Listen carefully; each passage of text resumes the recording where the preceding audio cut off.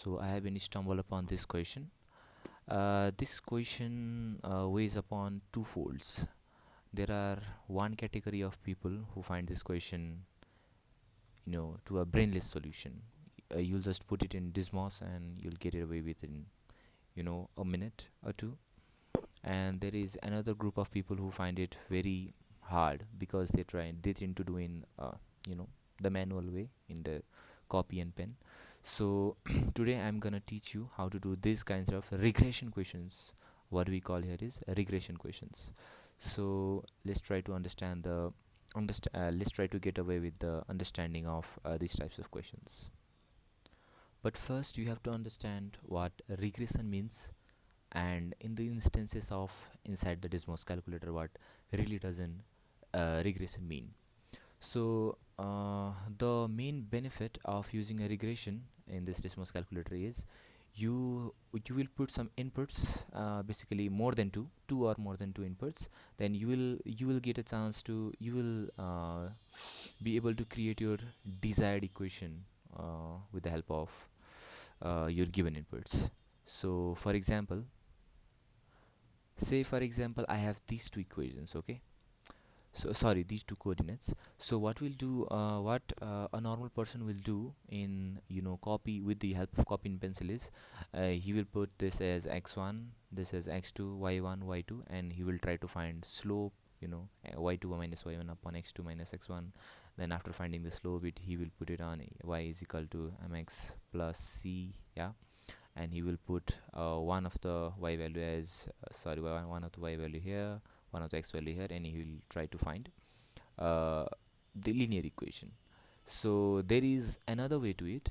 So what we do is what we'll do is we'll form a linear equation by ourselves. Y1 tilde mx1 plus c.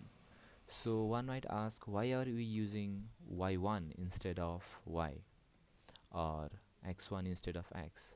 So we have to understand the mechanism behind this process.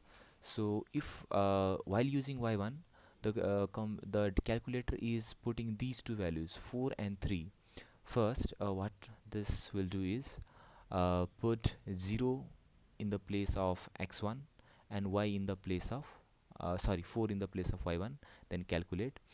Still some values are missing, then again it will put 3 in the place of y1 and 2 in the place of x1. So by calculating these two combinations, it will provide us with such equation.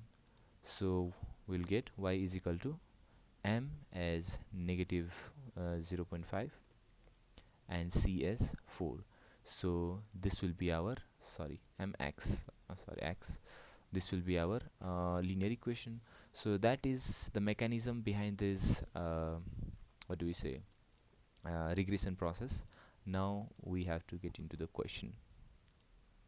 So just like we did previously for the linear equation, the question here is basically quadratic equations, two quadratic equations that are equivalent to each other, and we have to find the value of these variables a, b, and c.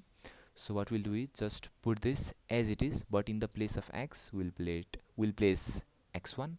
In the place of is equal to, we'll place tilde, and we'll try to solve it. So I'll just put the equations here. So as you can see, I'm done with putting these values as it is, but instead of x I have put x1, and instead of is equals to I have put tilde. While using the regression, always remember to use these remember these what is the shortcuts. Instead of is equal to, use tilde, and instead of x and y, always remember to use x1 and y1. So we have got these equations, and as you can see, we have a, b, and c.